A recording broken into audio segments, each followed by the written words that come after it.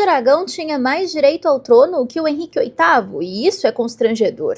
Imagina descobrir que o rei que mais gritou sobre pureza dinástica vinha de um único ramo da família que o próprio sistema tentou barrar do trono. Henrique VIII, o homem mais obcecado por legitimidade dinástica na Inglaterra do século XVI, vinha de um ramo que começou bastardo, enquanto Catarina de Aragão, a mulher que ele descartou, tinha 2 linhas legítimas de sangue plantageneta correndo nas veias. É sério. Agora, imagina a cena, o Henrique tentando convencer o mundo de que Deus estava punindo a Inglaterra, que o casamento era inválido, que a sua sucessão precisava ser corrigida, enquanto, genealogicamente, a Catarina tinha uma linhagem mais sólida do que a dele.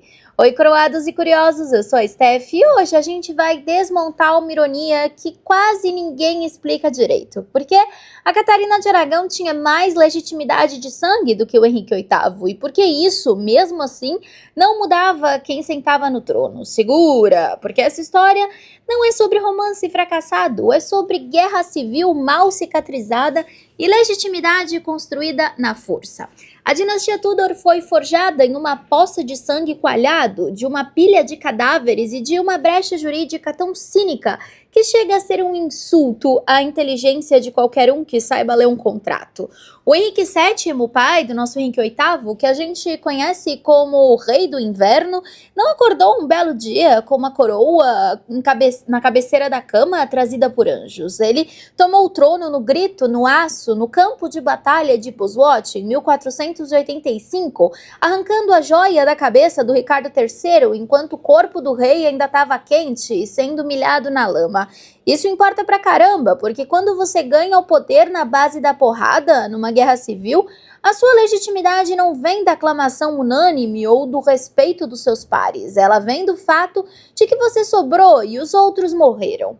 Ela era o que a aristocracia europeia chamava de sussurros, nos sussurros dos corredores de O Aventureiro. Um homem que apareceu do nada, vindo do exílio da Bretanha, com um exército de mercenários e uma história muito mal contada embaixo do braço. E aí que vem a parte que é simplesmente o Estado dizendo, foda-se o sangue, eu escrevo a realidade.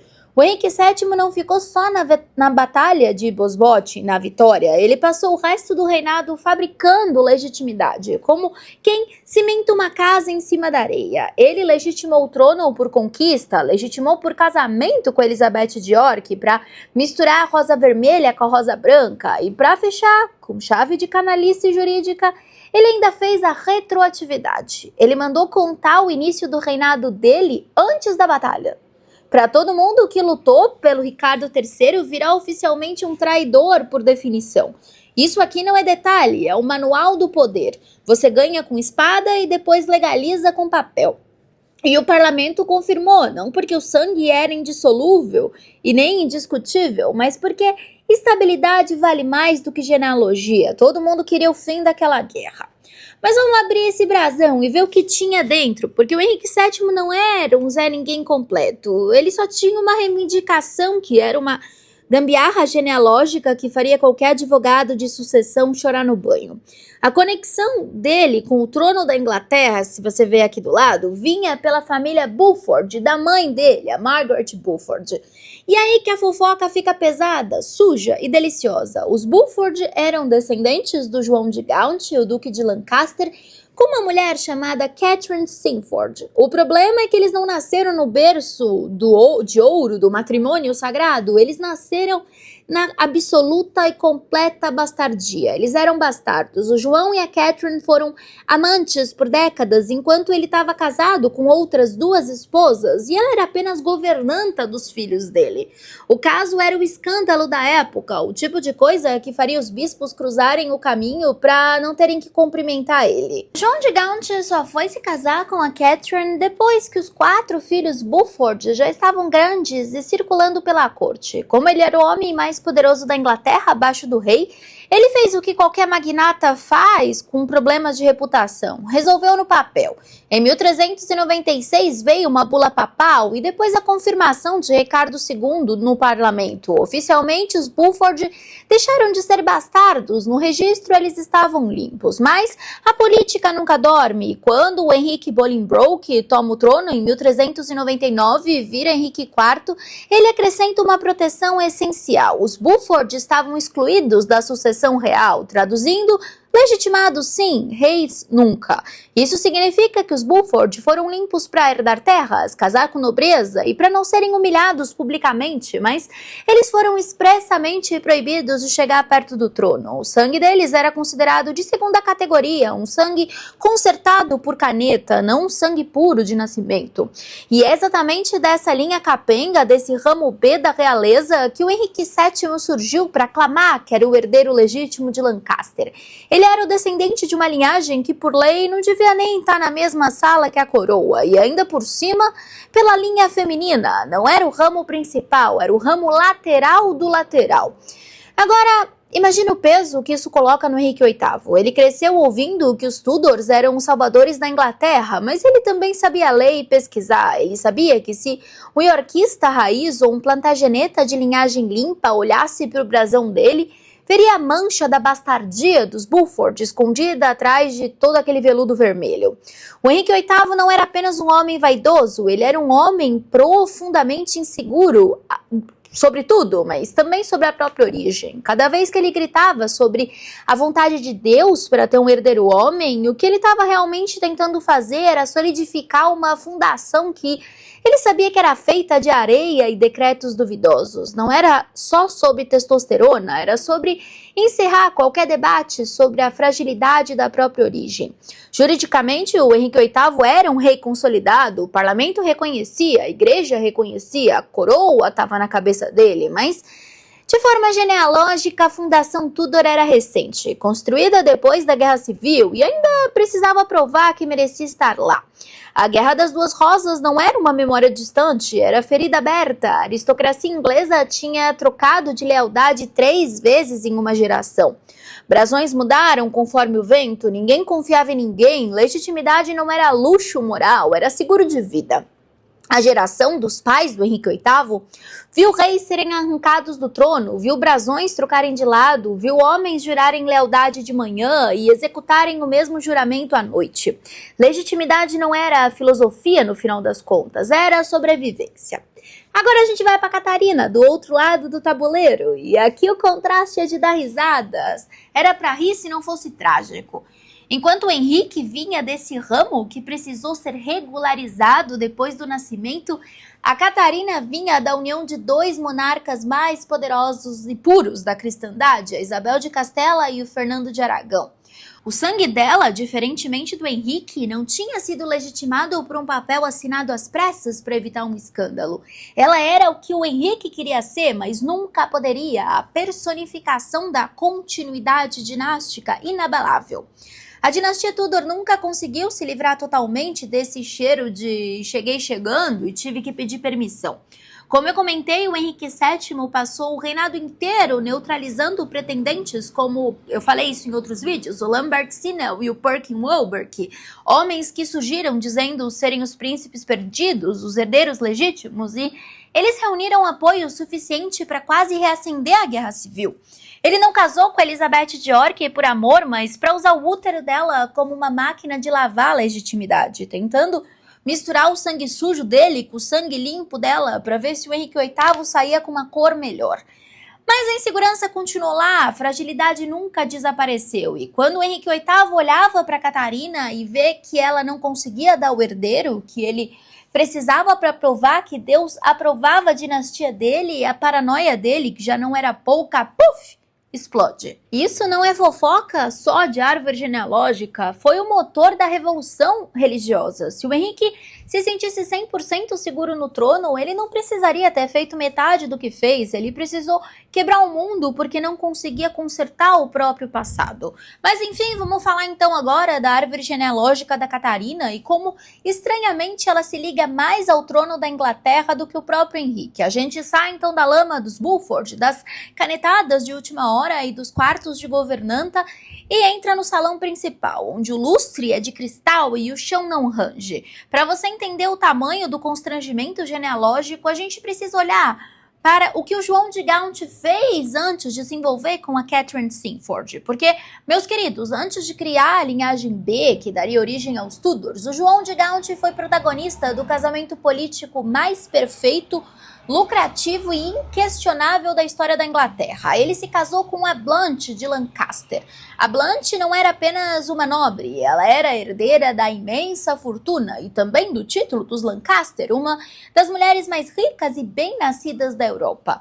Quando eles se casaram, não sobrou espaço para nenhuma dúvida. Foi uma união celebrada tanto pela igreja quanto abençoada pelo rei da época, o Eduardo III. E o mais importante de tudo, foi uma união que gerou herdeiros dentro de todas as regras do jogo dinástico. Essa linha é limpa, é transparente, é o que a gente chama de ouro puro de sucessão. E é aqui que a gente então começa a desenhar a rota que faz a Catarina de Aragão parecer uma intrusa plantageneta de luxo dentro da própria corte inglesa. O João de Gaunt e a Blanche tiveram uma filha, você pode acompanhar aqui do lado, chamada Filipa de Lancaster. Essa Filipa foi enviada para Portugal para se casar com o rei João I, fundando o que os historiadores chamam de encíclica geração. A Filipa levou o sangue dos reis da Inglaterra, o sangue legítimo de Lancaster, lá para o trono português. E o sistema de casamentos da realeza europeia, que funciona como uma engrenagem de relógio suíço, foi passando esse sangue adiante. Da Filipa, o sangue desceu para o seu filho, o infante João, que gerou Isabel de Portugal, que também às vezes é chamada de Isabel de Castela, mas por sua vez foi mãe da lendária Isabel I de Castela, rainha católica, a mulher que unificou a Espanha e expulsou os mouros. E quem que é a filha caçula da Isabel de Castela? Exatamente, Catarina de Aragão. Você percebe o peso dessa construção? Enquanto o Henrique VIII olhava para o próprio umbigo e via um bisavô que nasceu bastardo e precisou de uma lei para ser chamado de gente, a Catarina de Aragão carregava no próprio corpo uma linha direta, ininterrupta e totalmente legal que voltava até o coração da família real inglesa. Ela não era apenas uma princesa espanhola, ela era uma plantageneta que voltou para casa. Ela era descendente da primeira esposa, da linha oficial, daquela que nunca teve o nome manchado por nenhum escândalo de alcova. Se a sucessão inglesa seguisse então a lógica fria da progenitura estrita, a linhagem dela era muito mais antiga do que a que usava a coroa. E se você acha que ter uma linha legítima dessas já não era um tapa na cara no ego dos Tudors, você não tem ideia do que acontece quando a gente descobre que o João de Gaunt não parou por aí. Ainda não acabou, amados. O João de Gaunt, esse homem que era basicamente o dono da Inglaterra sem ter a coroa, não se deu por satisfeito em garantir uma linhagem legítima impecável com a sua primeira esposa. Ele era um puta de um jogador de xadrez dinástico. E o segundo movimento dele foi o que a gente chamaria de cheque-mate biográfico para Catarina. Depois que a Blanche morreu, o João de Gaunt não foi procurar uma amante para legitimar depois, ele foi buscar o poder no estado bruto novamente. Ele se casou de forma legítima com a Constança de Castela, filha do rei Pedro I de Castela, conhecido pelos íntimos e pelos inimigos como o Cruel.